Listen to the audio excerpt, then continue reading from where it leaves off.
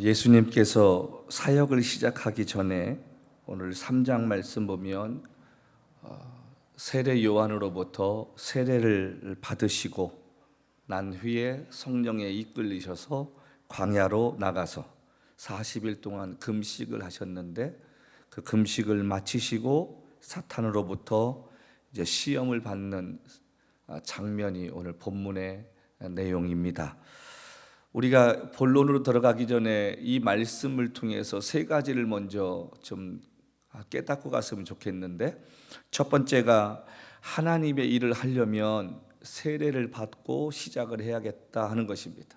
예수님께서 3장 말씀 보면 예수님께서 세례를 받으시고 요단강에서 나오셔서 이제 일을 시작하기 전에 금식 하시고 사탄에게 시험 받으시는 장면이 나오는데, 세례 요한이 그러잖아요. 어찌하여 이쪽에 와서 세례를 받으시나이까 그렇게 묻습니다. 그러니까 그 얘기는 무슨 말이냐면, 자기 자신이 예수님을 감당하기에 어렵다라고 생각을 해서 그렇게 고백을 합니다.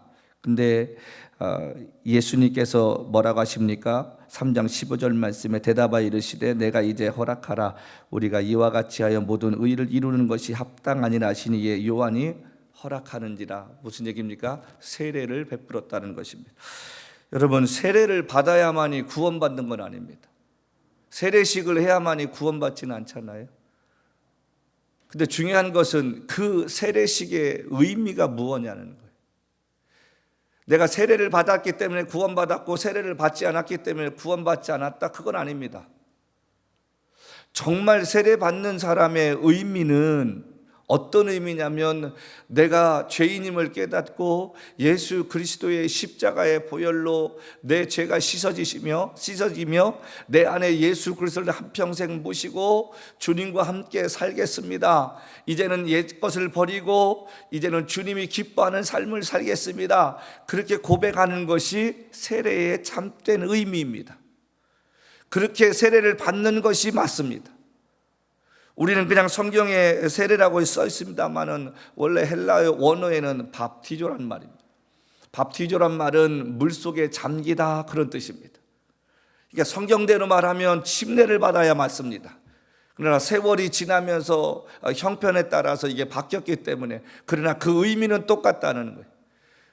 머리에 성부와 성자와 성령의 이름으로 내가 세례를 준다고 하는 침례자의 그 말씀에 따라서 내가 받을 때는 하나님 앞에서 물에 잠겼을 때와 동일하게 내가 살겠다고 고백하는 게, 그게 세례의식의 참된 의미입니다. 세례를 받는다는 말은 우리가 정말 하나님의 뜻대로 어떤 상황 속에서도 내가 변치 않고 살아가겠다는 구원의 감격을 누린 자만이 받아야 되는 의식인데, 이 시대는 많은 사람들이 때가 되면 교회 와서 세례 받아야 한다고 생각들을 합니다. 근데 그 안에는 예수가 없다는 거지요. 둘째는 우리가 세례를 받았으면 성령에 이끌리는 삶을 살아야 된다는 것입니다. 여기 말씀 보니까 예수께서 성령에게 이끌렸다. 성령에게 이끌렸다. 자기 스스로가 아니라 성령에 이끌렸다. 우리가 삼위일체라고 합니다. 성부 하나님, 성자 예수님, 성령 하나님, 이렇게 말합니다. 자, 그런데 성경은 이 세 분이 동일하게 사역하는 부분이 나오는데, 지난 구약 시대의 4,000년은 성부 하나님께서 전면에 나서셔서 일을 하셨습니다. 그래서 하나님의 사자가 이렇게 말씀도 하시고, 하나님께서 직접 나 여호와가 말하노니 그러시면서 모든 역사를 하나님이 이끌어 오셨습니다. 자, 성자 예수님께서 이 땅에 오셔서 3년이라는 세월 동안에 복음을 전하시고 가르치시고 병든 자를 고치시고 12명의 제자들에게 당신의 사역을 부탁하신 다음에 십자가에서 죽으시고 부활하신 다음에 하늘로 올라가셨습니다. 그리고 예수님이 올라가시고 난 뒤에 열흘 뒤에 약속대로 성령 하나님께서 오셨는데, 왜 오셨을까? 성자 예수님이 계실 때는 이스라엘 땅을 벗어나지 못하셨습니다. 그런데 그 당시에 예수를 만나고 예수님을 통해 구원받은 사람이 있었지만 예수를 알지 못하는 사람들 있잖아요. 예수를 실물로 보지 못한 사람도 있잖아요. 그런 사람들이 어떻게 구원받습니까? 그런 사람들을 위해서 성령 하나님께서 누구든지 주의 이름을 부르는 자는 구원을 얻으리니, 그래서 주의 이름을 부르는 자들의 가슴 속에, 마음 속에 성령 하나님께서 찾아와 주셔서 그들의 삶을 바뀌어 주시고 그들의 삶을 변화시켜 주셔서 하나님의 사람으로 살아갈 수 있게 만드셨다는 것입니다. 광야 같은 어렵고 힘든 환경 속에서 믿음이 흔들리지 않을 수 있는 이유가 뭘까? 성령의 인도하심을 따라 사는 것입니다. 여러분, 우리 어떤 잘못을 저지르면 양심이라는 게 있잖아요. 근데 예수 믿는 사람은 그 강도가 좀 세지 않습니까? 그것을 누가 만들어줍니까? 성령께서 가르쳐 주시는 거예요. 성령이 없고 예수가 없는 사람은, 세상 속에 살지만 양심이 있지만 무뎌진 사람은 악하기 그지없음을 우리가 보지 않습니까? 성령께서 우리에게 찾아와 주셨을 때는 우리를 붙들어 주시고 깨닫게 하시고 잘못된 길에서 돌아올 수 있게 만들어 주시는 은혜를 주시기 위함인 줄로 믿습니다. 예수님께서 제자들에게 말씀하실 때 볼지어다 세상 끝날까지 내가 너희와 항상 함께 있다 라고 하셨을 때 그 의미는 성령 하나님께서 우리 안에 찾아와 주셔서 우리가 잘못할 때마다 십자가 앞에 나갈 수 있는 깨달음을 주시고, 또 십자가 앞에 나가서 기도할 때에 자유함을 주시는 그 은혜를 누리게 하시는 하나님의 은혜를 주시기 위해서, 우리의 연약함을 도우시기 위해서 성령을 보내신 줄로 믿습니다. 그래서 그 성령께서 우리에게 힘을 주시고 은혜를 주시게 되는 것입니다. 세 번째는 오늘 이 말씀을 통해서 우리가 깨닫는 게 뭡니까? 우리가 말씀을 붙들지 않으면 사탄의 유혹에서 이겨낼 수 없다는 것입니다. 평상시에 말씀을 암송하고 읽을 때 어려운 상황 속에서 주님을 의지할 수 있는 힘을 얻을 수 있음을 기억하십시다.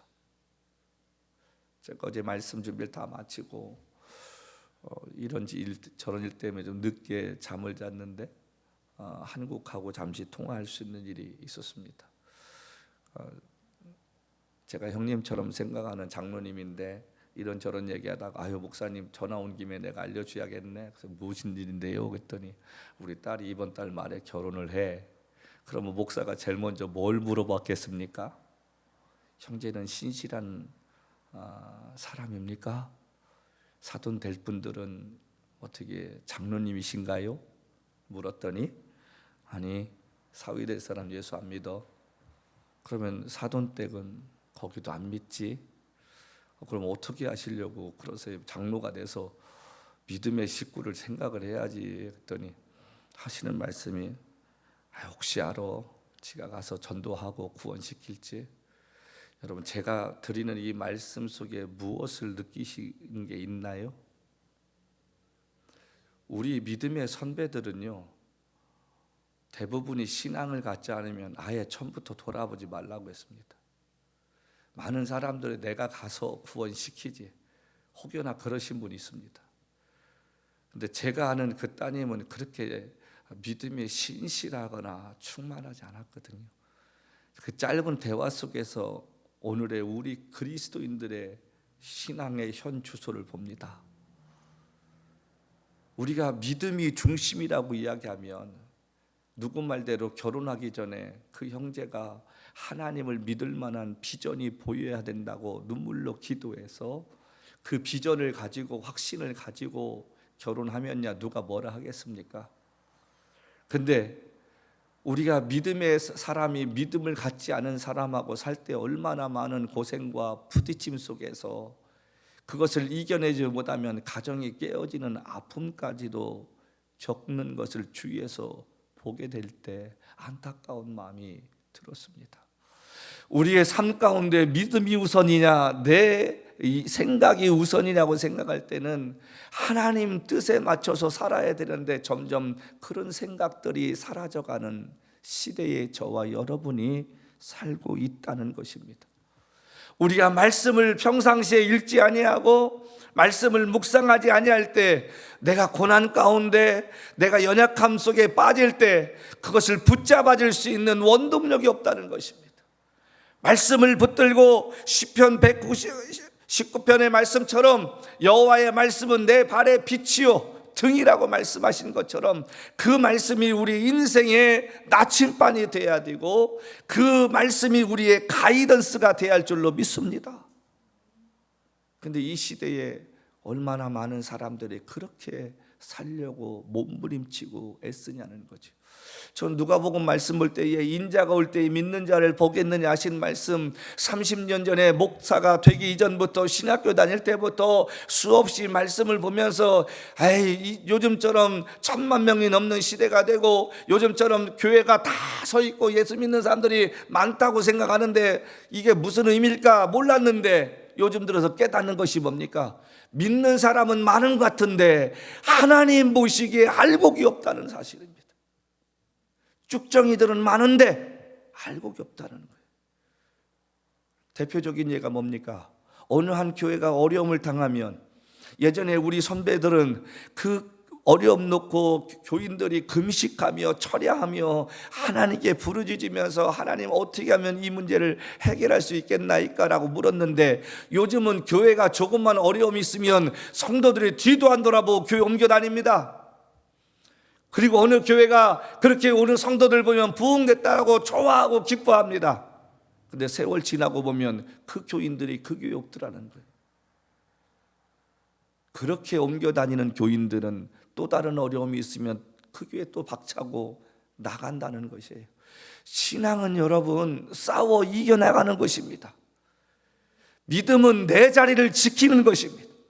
부르신 곳에서 나는 예배하네, 어떤 상황에도 나는 예배하네, 내가 걸어갈 때 길이 되고 내가 살아갈 때 삶이 되는 그곳에서 나는 예배하네.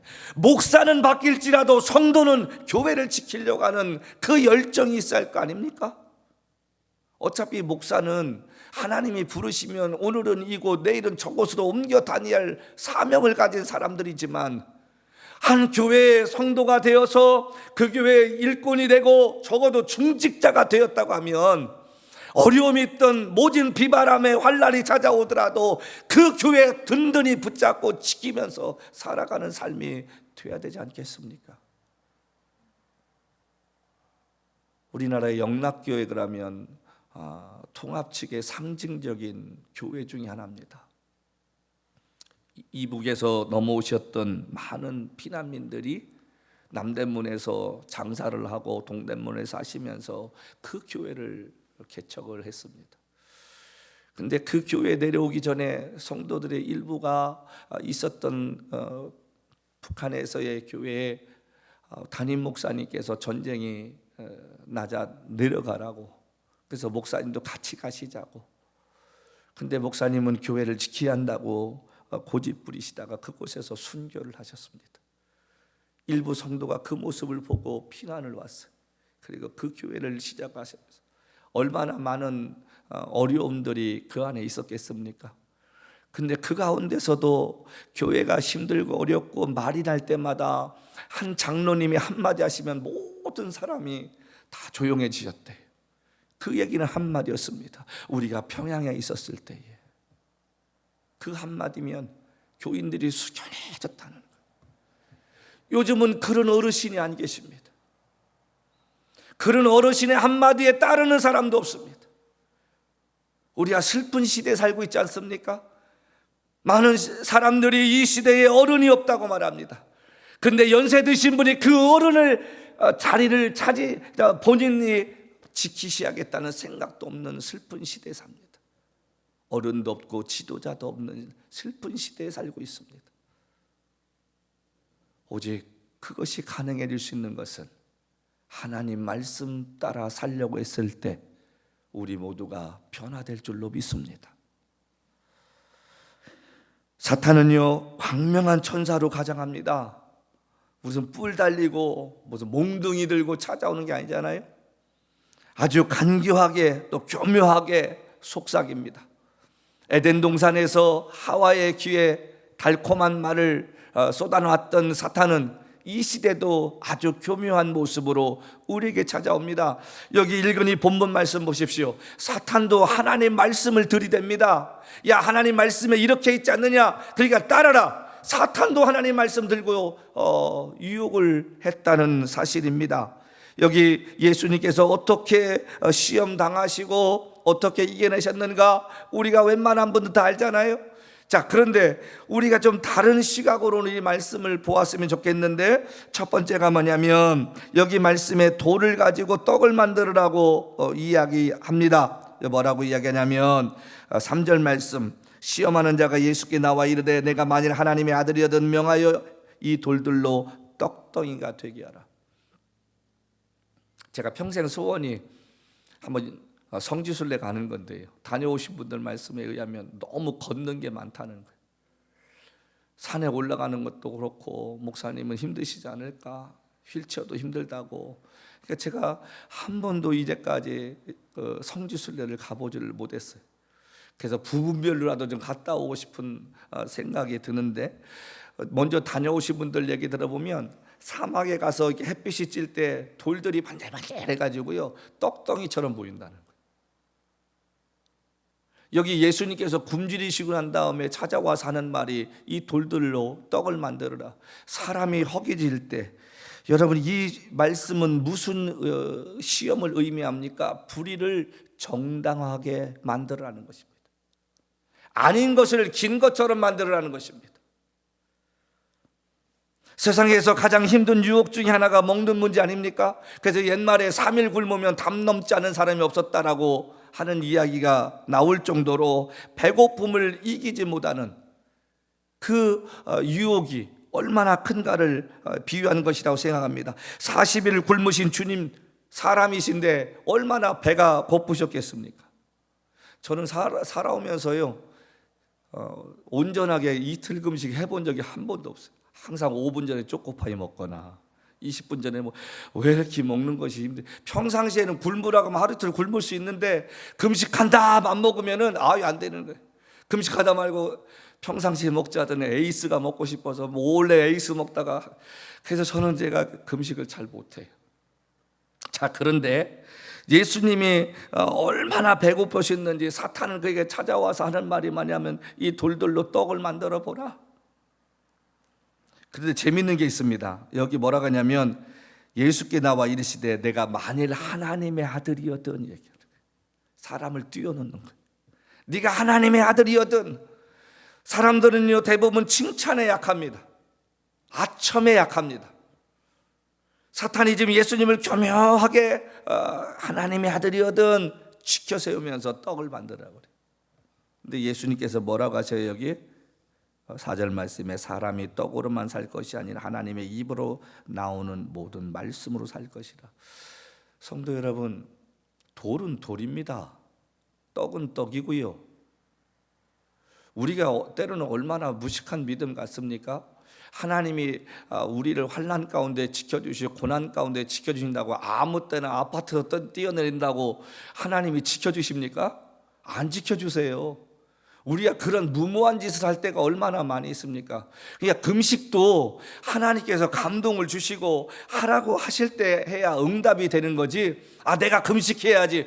지가 금식해놓고 응답 안 온다고. 아니, 하나님이 말씀하지도 않으시는데 우리는 우리가 해놓고 나서 내가 하나님이 일 했다고 생각할 때가 얼마나 많이 있습니까? 돌은 돌이고 떡은 떡입니다. 근데 그 돌을 가지고 불의하게 떡을 만들겠다고 뛰어다닌다고 하면, 하나님께서 어떤 때는 그것이 기적처럼 있었지만 공의의 하나님은 아니시잖아요. 근데 우리는 그렇게 해보겠다고 얼마나 뛰어다닙니까? 옳지 않은 것을 옳은 것이라고 이야기할 때가 얼마나 많이 있습니까? 잠시 유익을 내어 옳지 않은 것을 알면서도 그 유혹을 뿌리치지 못해 부정한 일을 저지르고 불의한 일에 가담하는 사람들이 얼마나 많이 있습니까? 하나님이 명하시지도 않았는데 교회를 지하겠다고 담임 목사가 이상한 말씀 들이대면서 성도들을 협박도 하고, 그래서 교회 졌다가 망한 사람들이 얼마나 많아요. 저도 그런 일을 한번 실수했다고 말씀드렸잖아요. 교회 개척할 때 못 모르고. 이렇게 하면 하나님이 기뻐하시게. 충성은요 하나님의 뜻과 하나님의 심정을 느끼고 하는 것이 올바른 충성이지, 내가 이렇게 하면 하나님이 기뻐하시겠자, 그것은 여러분 무식한 거 아니에요? 우리가 하나님의 뜻대로 산다고 할 때는 하나님이 길을 가라가면 가시고 멈추라면 멈추는 그 삶을 사는 게, 그게 충성입니다.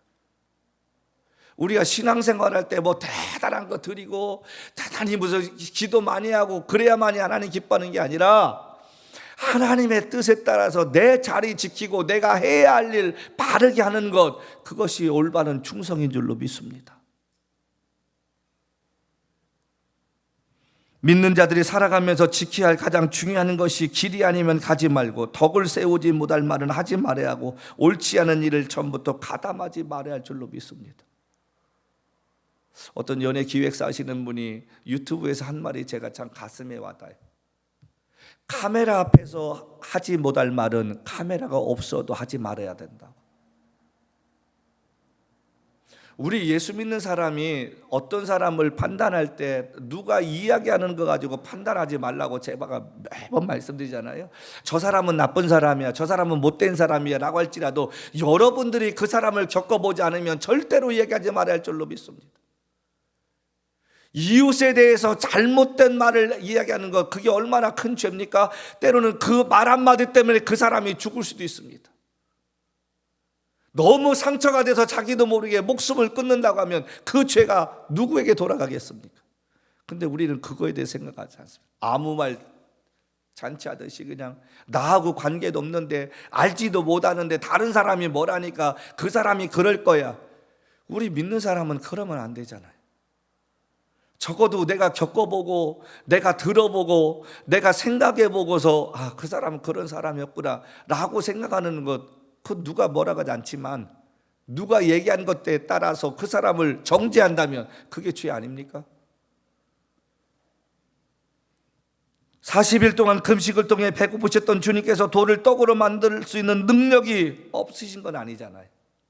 근데 주님은 그 방법이 옳지 않음을 아셨기 때문에 거절하셨다는 것입니다.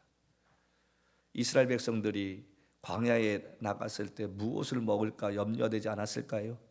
근데 하나님께서는 약속하신 대로 그들에게 만나라는 걸 주셨습니다. 그리고 가나안 땅에 들어갈 때까지 주셨다가 들어가자마자 없애 버리셨습니다. 우리가 하나님 말씀 붙잡고 살면 마태복음 6장 33절 말씀처럼 먼저 그의 나라를 구하면 하나님이 먹을 거, 입을 거, 쓸 거 다 주실 줄로 믿습니다. 우리에게 그런 믿음이 좀 있었으면 좋겠습니다. 하나님 말씀을 의심하지 말고 그 말씀이 믿어질 수 있는 은혜를 구하고 믿음을 구하는 삶이 되었으면 좋겠습니다. 그래서 불의한 일에 동참하지 아니하고 옳지 않은 것에 여러분 가담하지 않는 좁은 길로 걸어갈 수 있는, 사람들에게는 외면받아도 하나님이 기뻐하는 삶을 사는 우리가 되었으면 좋겠습니다. 두 번째로 우리 5절부터 6절 말씀입니다.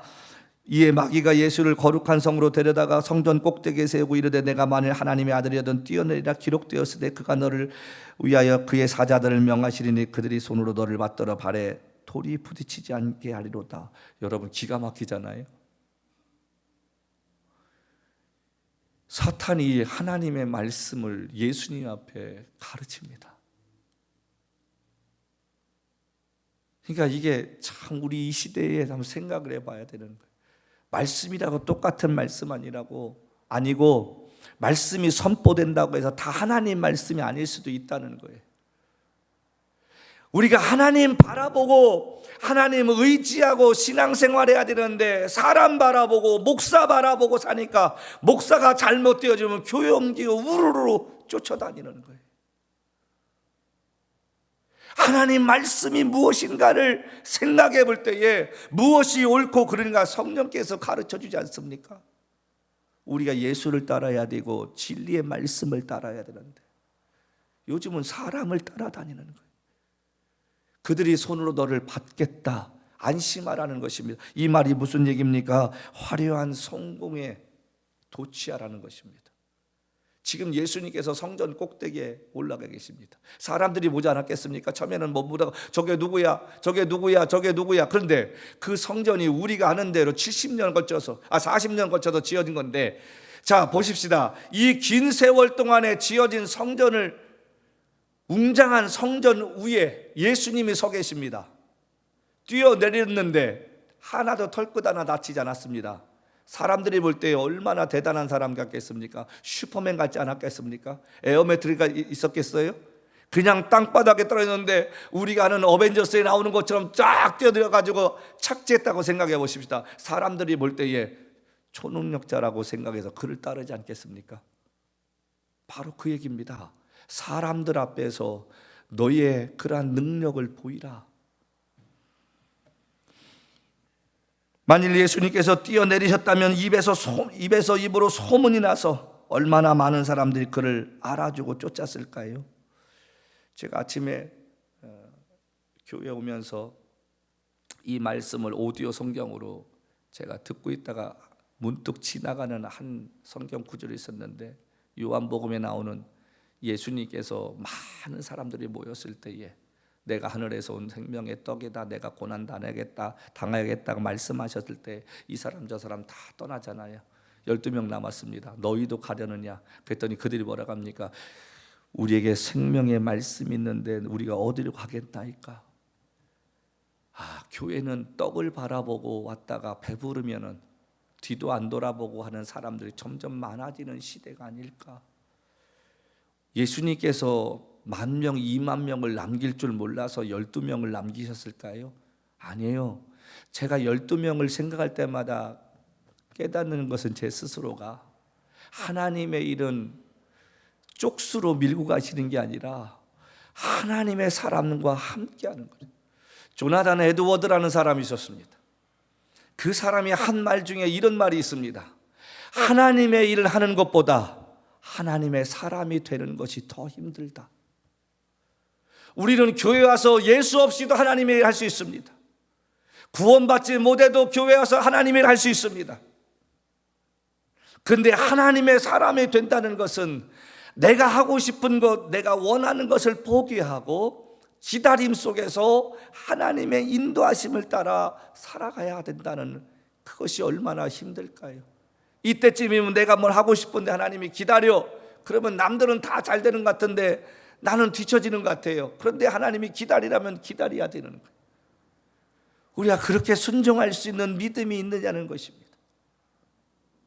예수님 앞에서 지금 네가 뛰어내리면 영웅이 될 수 있다. 사람들이 알아줄 수 있다. 많은 사람들이 스타가 되고 싶어 해요. 믿는 자나 안 믿는 자나 사람들이 알아주기를 원하는 이 시대의 풍토입니다. 예전에 황수관 박사님이 돌아가시기 전에 몇 년 동안 저랑 가까이 지내면서 이런저런 얘기할 때 제가 황 박사님한테 드렸던 말씀이 있습니다. 장로님, 다른 건 몰라도 정치의 꿈을 갖지 마십시오. 그 순간 하나님이 장로님으로부터 고개 돌리실 줄 누가 압니까? 장로님 말씀대로 시골 촌사람을 이렇게 하나님께서 높여주셔서 전 세계 다니시면서 웃음을 주고 희망을 주는 전도자가 된 것이 얼마나 행복하십니까? 근데 이분이 어느 날 바람이 들기 시작했어요. 그러면서 당신이 유명해지고 TV에 프로그램 나오고 뭐 하니까 사람들이 가까이 하면서 저 사람을 우리 국회로 보내자고 해서 어느 날 제가 만났더니 목사님, 국회에 가서 제가 신바람을 일으키는 사람이 될 테니까 기도해 주십시오. 장로님, 어떤 양반이 뭔가 보여주겠다고 했다가 뭔가 보여주지 못하고 나온 사람들 많고요. 장로님 혼자 신바람 일으킨다고 되는 것도 아니지 않습니까? 그래가지고 어느 날 제가 이제 그렇게 얘기하고 났는데 대구 보궐선거 때 이분이 공천이 안 됐어요. 그러니까 저한테 전화가 오자마자 대짜고짜 하시는 말씀이, 목사님 저 못 나가게 기도해 주셨지요? 그러길래 장로님 믿음대로 되겠습니다. 저는 하지도 않았거든요. 근데 결국 어느 날 그분이 병원에 가셨다가 그 자리에서 돌아가 버리셨어요. 우리가 하나님 앞에서 받은 은혜대로만 살 수 있다면 얼마나 감사합니까? 하나님의 은혜로 조금만 유명해지면 개구리 올챙이쩔 생각 못합니다. 내가 조금만 돈 벌고 나면 옛날의 내 모습을 기억하지 않습니다. 누가 조금만 지켜 세우면 사람 무시합니다. 그게 우리들의 모습입니다. 내가 가난하고 별 볼 일 없을 때는 나도 모르게 겸손해 보이고 납작 엎드렸던 사람인데 어느 날 내 인생의 날개가 달리면 나 무인이 됩니다. 여러분, 나는 안 그럴 것 같지요? 절대 그렇지 않습니다. 그 교만함이 우리 모두의 가슴에 있다는 것입니다. 사람 말 무시하고요, 자기도 모르게 목소리 커지고요, 자기도 모르게 자기가 가르치는 자에 서 있습니다. 그건 우리 모든 인간에게 있는 기본적인 본능이라는 거예요. 내가 지금 가지고 있지 못해서 그렇지 다른 사람 같은 여건에 있으면 우리 모두가 성경에 있는 대로 무릇 성을 빼앗는 자보다 마음을 지키는 자가 용사라는 이 말씀을 잃어버리고 살면 나도 모르게 그렇게 될 수 있다는 것입니다. 왜 다윗이 여러분 하나님께 쓰임받았습니까?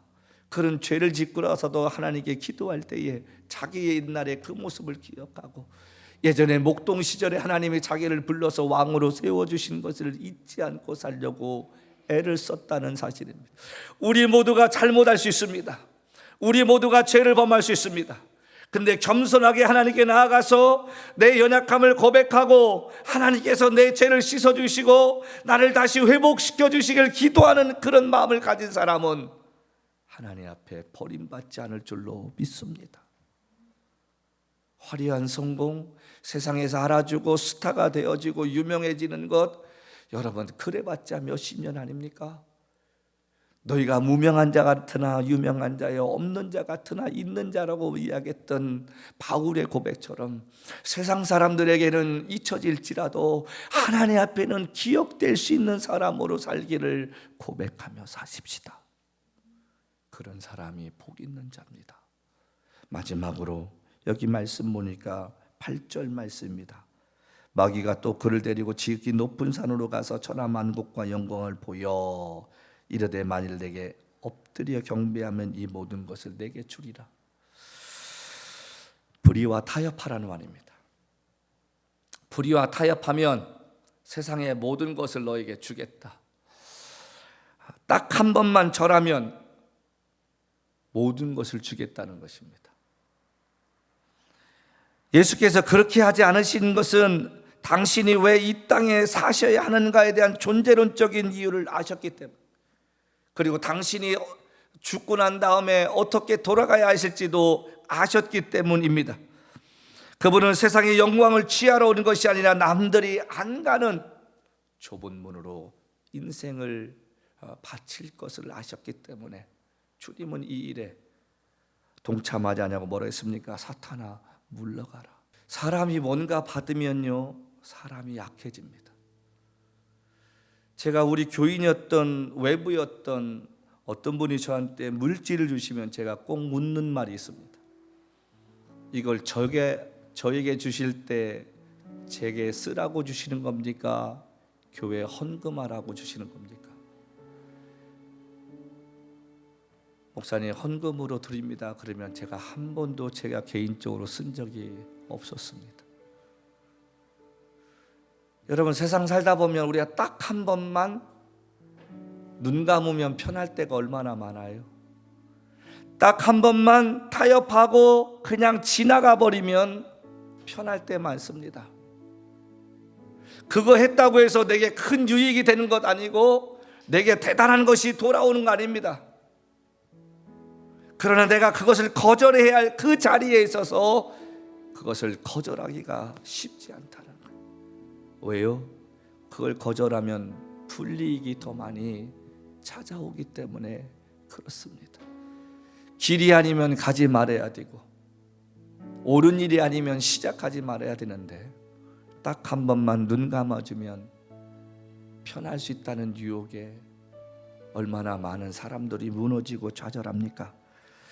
우리가 주기철 목사님이라는 분 아십니다. 그분이 대형교회 하신 것도 아닙니다. 돌아가신 지가 70년이 넘는데도 우리들 가슴에 깊이 남아있고 그분을 생각하면 많은 분들이 도전받는 것이 그분이 뭐 대단한 일 했습니까? 아닙니다. 그분이 한 일은 한 가지입니다. 딱 한 번 일본 천황에게 절하면 끝나는데 주님이 나 외에 우상을 섬기지 말라는 그 말씀 기억해서 결코 거기에 머리 숙이지 않았기 때문에 대못이 있는 그 송판 위를 맨발로 걸어가는 고통 속에 그가 쓸쓸히 감옥에서 숨을 거두게 되었다는 것입니다. 한 번만 절하면 편한 삶을 살 수 있었는데 그 길이 하나님이 기뻐하지 않는 일이기에 그 목사님은 타협하지 않았다는 것입니다. 성도 여러분, 저와 여러분의 삶이 그렇지 않았으면 좋겠습니다. 불의한 것을 보고 불의하다고 이야기할 수 있는 용기가 있었으면 좋겠습니다. 그래서 그것 때문에 세상에 손해보고 살아도 여러분, 우리 모두가 하나님 앞에서 떳떳함 때문에 위로받는 삶이 되었으면 좋겠습니다. 얼마 전에 개봉됐던 서울의 봄이라는 영화를 보며 생각 있는 많은 분들은 분노를 느끼고 눈물을 흘리면서 영화관을 나왔다고 이야기합니다. 한 시대에 저런 슬픈 역사가 있었다는 것, 그 당시에 그 일로 인해서 좋은 자리 차지하고 한 세상 살았던 많은 사람들이 한 줌의 줌이 되어버리는 그런 삶으로 인생을 마쳤는데 역사는 그들을 반역자라고 기록하고 있습니다. 잠시 몇십 년 편하자고 옳지 않은 것에 가담해서 수많은 사람의 가슴에 아픔과 상처를 남기고 살았던 사람들의 삶은 기억되지 않지만 자신의 몸을 던져 어린아이를 구하고 사람을 살렸던 사람들의 이름은 우리의 역사가 끝나는 그날까지 후손들에게 전해지지 않겠습니까? 성도 여러분, 우리가 작은 교회하고 가진 것이 없는 사람일지라도 정의롭게 살다 가십시다. 하나님이 기뻐하는 편에 살다 가십시다. 세상에서 손해보고 세상에서 알아주지 아니하고 세상 사람들이 융통성이 없다고 이야기할지라도 그 길이 주님이 기뻐하시는 길이라면 주저없이 뒤돌아보지 않고 앞을 향해 나아갈 수 있는 용기 있는 자의 삶을 사는 우리가 되십시다. 그것이 이 사순절을 지나면서 예수님께서 옳은 일을 위해 십자가에 달려 죽으신 그 마음을 느끼며 사는 줄로 믿습니다. 이 한 주간도 말씀 붙잡고 말씀 따라서 하나님이 주시는 마음대로 우리의 생각이 아니라 주님이 주시는 가슴에 있는 그대로 우리가 삶을 살다 다음 주에 승리하는 모습으로 돌아오는 저와 여러분의 삶이 되시기를 주님으로 간절히 부탁합니다.